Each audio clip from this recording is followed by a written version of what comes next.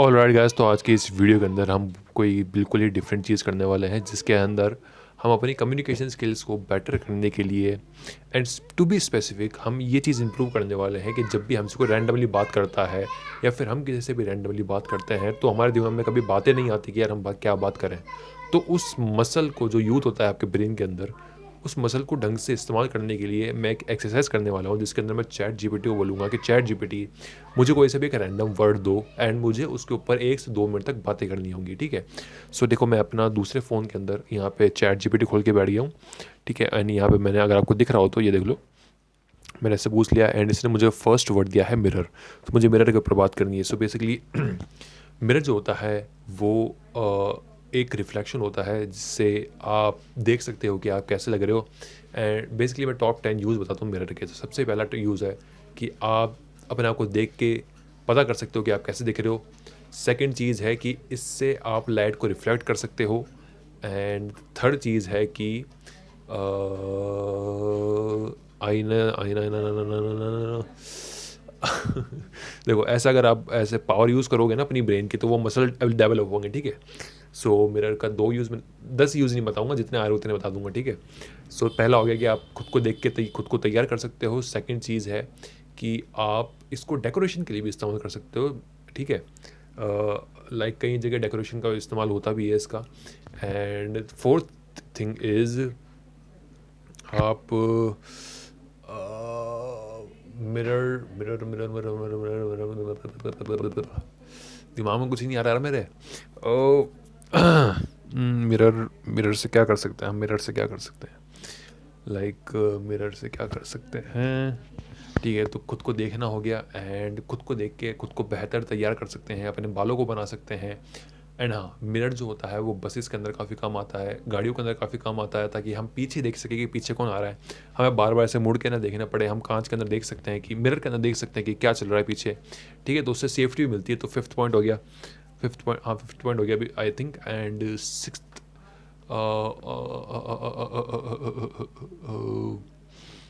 Sixth thing is mirror mirror mirror mirror mirror और क्या use होगा? और क्या यूज़ होगा? और क्या यूज़ होगा?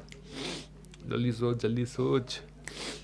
मिरर का और क्या यूज़ हो सकता है? और क्या यूज़ हो सकता है? और क्या यूज़ हो सकता है? घर के अंदर डेकोरेशन का, डेकोरेशन तो चलो मैंने पहले ही बोल दिया। और हाँ, कुछ लोग अपनी दीवार के ऊपर भी मिरर लगाते हैं। ऐसे छोटा वाला नहीं, बहुत बड़ा वाला जो मिरर होता है, मिरर नहीं होता बेसिकली, वो कांच का टुकड़ा होता है जो कि मिरर की तरह काम करता है, जिसमें हम बाहर देख सकते हैं कि बाहर क्या चल रहा है, बट बाहर वाला अंदर नहीं देख सकता। ठीक है, तो वो एक सेफ्टी के काम आता है और जासूसी के भी काम आता है। ठीक है, तो ये भी हो गया एक। और क्या होता है? और क्या होता है? और क्या होता है? मिरर का होता और तो क्या ही काम होता है? हालांकि इसको इन्वेंट कब किया गया था मुझे नहीं पता। एंड बेसिकली मिरर को हिंदी में क्या कहते हैं मुझे तो ये भी नहीं पता। लाइक मिरर को अगर कांच कहते हो तो कांच के काफ़ी सारे यूज़ होते हैं। ठीक है, मुझे इतना ही याद आ रहा है, मैं इतना बोलूँगा। ठीक है, अब मैं चैट जीपीटी से दूसरा वर्ड लेता हूँ।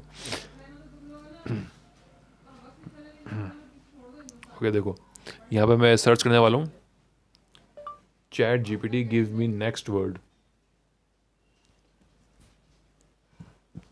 ओके, तो इसने मुझे वर्ड दिया है ग्रेविटी। तो ग्रेविटी, सबसे पहले ग्रेविटी की खोज जिसने की थी वो थे न्यूटन। और न्यूटन ने खोज ऐसे की थी कि जब वो एक एप्पल के ट्री के नीचे बैठे हुए थे, वो कुछ बुक पढ़ रहे थे, कुछ काम कर रहे थे। तो जैसे ही एक एप्पल टूट के नीचे गिरता है तो वो सोचते हैं कि यार ये एप्पल नीचे ही क्यों गिरा, ऊपर भी तो जा सकता था। तो जैसे ही वो ये सोचते हैं, वो इस चीज़ की जांच में लग जाते हैं कि ऐसी कौन सी फोर्स है जो उस एप्पल को नीचे खींच रही है। तो जैसे जैसे वो आगे बढ़ते रहते हैं इस जांच के अंदर, इस रिसर्च के अंदर, उन्हें पता लगता है कि ग्रेविटी नाम की नहीं, एक चीज़ होती है, एक फोर्स होती है जो कि चीज़ों को अपनी तरफ खींच के रखती है, जिसको उन्होंने नाम दिया था ग्रेविटी। अब देखो, यहाँ पे भी एक पॉइंट है, कई लोगों को मानना है कि इंडिया में कई ऐसे साइंटिस्ट, या उनको पता नहीं क्या नाम होता है उनका, साइंटिस्ट बोलूँगा मैं, ठीक है, साइंटिस्ट हुए हैं जिन्होंने पहले ही कह दिया था कि ऐसी कोई फोर्स है धरती पे जो सबको पकड़े रखती है। ठीक है, जिससे चीज़ें उड़ती नहीं है। लाइक एक और एक एक क्या वो कौन थे, मुझे मुझे पता नहीं है कि लाइक एक वॉरियर टाइप के थे वो। उन्होंने कहा था कि जब कोई तीर चलाएगा, तीरंदाजी सिखा देते हैं वो शायद, है ना, जैसे ही कोई तीर चलाता है तो जैसे जैसे वो आगे बढ़ता रहता है वैसे ही उसको वो नीचे जाता रहता है बेसिकली। ऐसा कुछ स्टोरी थी यार, मुझे अच्छे से ध्यान नहीं आ रहा। तो उसके अंदर भी उन्होंने जो डिस्क्रिप्शन दिया था वो ग्रेविटी का ही था, ठीक है। लाइक एक एरो जब आप शूट करते हो, आप एरो को रिलीज़ करते हो तो आगे जाता है और धीरे धीरे वो नीचे जाता रहता है, ठीक है। तो उन्होंने इस चीज़ को बहुत अच्छे से डिस्क्राइब किया था एंड उन्होंने ग्रेविटी को ही डिस्क्राइब किया था। इवन दो ग्रेविटी वर्ड जो है वो न्यूटन ने दिया, बट कई लोगों का मानना है कि ये पहले ही इंडिया में इन्वेंट हो चुका था, पहले ही इंडिया के जो साइंटिस्ट थे वो बता चुके थे ये बात।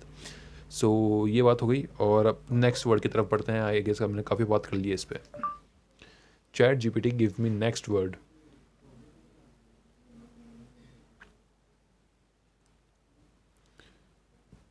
करेज। देखो इसमें करेज का है। सो करेज बेसिकली क्या होता है, हिंदी में करेज को कहते हैं साहस। साहस बेसिकली क्या होता है, वो चीज़ें करना जो तुम्हें लगता है कि तुम नहीं कर सकते। लाइक करेज इज़ बेसिकली कि तुम बड़ी से बड़ी चुनौती, बड़ी से बड़ी प्रॉब्लम को फेस कर लेते हो। करेज के बारे में ये कहना है कि लाइफ में अगर आपको कुछ भी बड़ा करना हो तो उसके लिए आपको बहुत ही ज़्यादा करेजियस बनना पड़ता है, आपके अंदर करेज होना चाहिए, हिम्मत होनी चाहिए। एंड बहुत ही अच्छा एग्जांपल दूंगा मैं। लाइक एलेक्जेंडर का आपने नाम सुना होगा, सिकंदर इसे कहते हैं हिंदी में। उसकी जो फाइट हुई थी पोरस के साथ, ठीक है। तो कहते हैं कि पोरस सबसे ज़्यादा करेजियस पर्सन था जिसको अलेक्जेंडर ने अपनी लाइफ में फेस किया था। लाइक मैं ये स्टोरी को बता रहा हूँ बिकॉज ये स्टोरी मुझे बहुत पसंद है, ठीक है। सो जब उन्होंने फाइट करी थी तो अलेक्जेंडर की पहली वो लड़ाई थी जिसमें अलेक्जेंडर के पास ज़्यादा आर्मी थी कंपेयर टू पोरस। तो जब वो लड़ते हैं आपस में, पोरस के पास आर्मी कम होने के बावजूद भी वो अलेक्जेंडर की आर्मी को इतना ज़्यादा डैमेज पहुंचाता है कि उसकी आर्मी आगे पहुंचने से ही मना कर देती है, आगे और जाने से मना कर देती है। इवन दो वर्ल्ड की बेस्ट आर्मी थी अलेक्जेंडर के पास, बट स्टिल पोरस के करेज ने, सिर्फ और सिर्फ उसके करेज ने ही अलेक्जेंडर को इतना इतना नुकसान पहुंचाया कि उसे वापस लौटना पड़ा। तो ये ताकत होती है करेज की। अगर आप कोई भी लड़ाई लड़ रहे हो, जैसे कि कोई बैटल हो गया, जैसे कि पोरस ने लड़ा था, या फिर लाइफ को कोई भी बैटल हो गया जिसके अंदर आप कुछ करना चाह रहे हो, तो आपको बहुत करेजियस होना पड़ेगा, ठीक है। हर जगह करेज बहुत ही ज़्यादा इंपॉर्टेंट चीज़ है। एंड ये कहते हैं कि किसी भी लड़ाई के अंदर सबसे बड़ा वेपन जो होता है वो होता है आपका करेज। सो बी करेजियस। एंड ये हो चुकी मेरी करेज के ऊपर बात। एंड मैंने कर ली 1 मिनट बात, ठीक है। I guess give me another word. देखते हैं कौन सा वर्ड देता है। शैडो। तो देखो शैडो जो होती है बेसिकली उसका बेसिक मीनिंग यही होता है कि आपकी परछाई, हिंदी में उसको कहते हैं परछाई।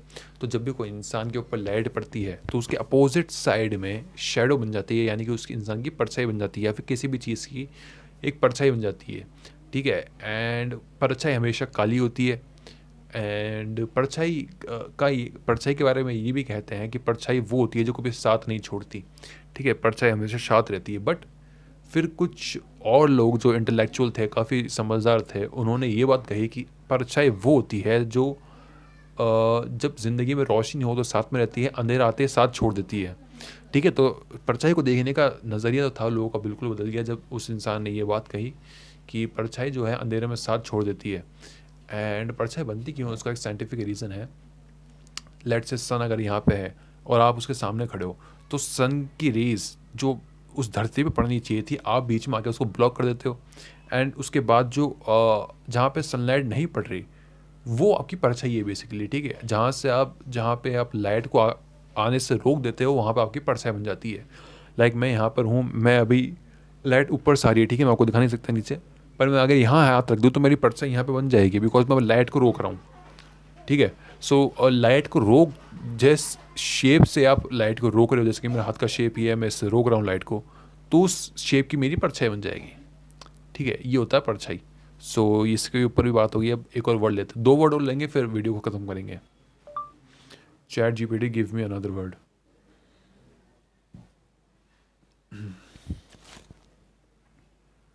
हॉरिजन। हॉरिजन क्या होता है मुझे नहीं पता। हॉराइजन, हॉराइजन क्या होता है यार। Chat GPT give me another word. Horizon होता क्या है यार, मैंने नाम सुना हुआ हॉराइजन, मेरे दिमाग में नहीं आ रहा। Horizon, horizon, horizon, I don't know. Vibration. देखो वाइब्रेशन वर्ड आया। सो बेसिकली वाइब्रेशन, देखो वाइब्रेशन क्या होता है बेसिकली, किसी चीज़ के अंदर काफ़ी तेज़ी से प्रक्रिया होना। वाइब्रेशन जैसे कि मेरा हाथ है, ठीक है। अभी ये होता है मूव करना, ठीक है। ये जैसे कि मेरा हाथ है, कई सारे मूवमेंट होते हैं अलग अलग, जैसे कि ये इसको सिंपल स्लो मूवमेंट कहते हैं, इसको फास्ट मूवमेंट कहते हैं, और इसको कहते हैं वाइब्रेशन। ये देखो ये वाइब्रेट हो रहा है। तो कई सारे अलग अलग तरीके के मूवमेंट होते हैं, उन मूवमेंट में से एक मूवमेंट का नाम होता है वाइब्रेशन। अब ये होता कहाँ है? वाइब्रेशन का बेसिकली मतलब है कि कोई चीज़ छोटी जगह पे बहुत तेज़ी से हिल रही है, लाइक ऐसे, तो ये वाइब्रेट हो रहा है, ठीक है। अब मैं इसको वाइब्रेट होना नहीं कहूँगा, ये हाथ तेज़ी से मूव कर रहा है जस्ट, लेकिन ये वाइब्रेशन नहीं है। अब वाइब्रेशन को मैं एक्सप्लेन कैसे करूँ, मेरे को तो इसकी एक्सप्लेनेशन भी नहीं आती।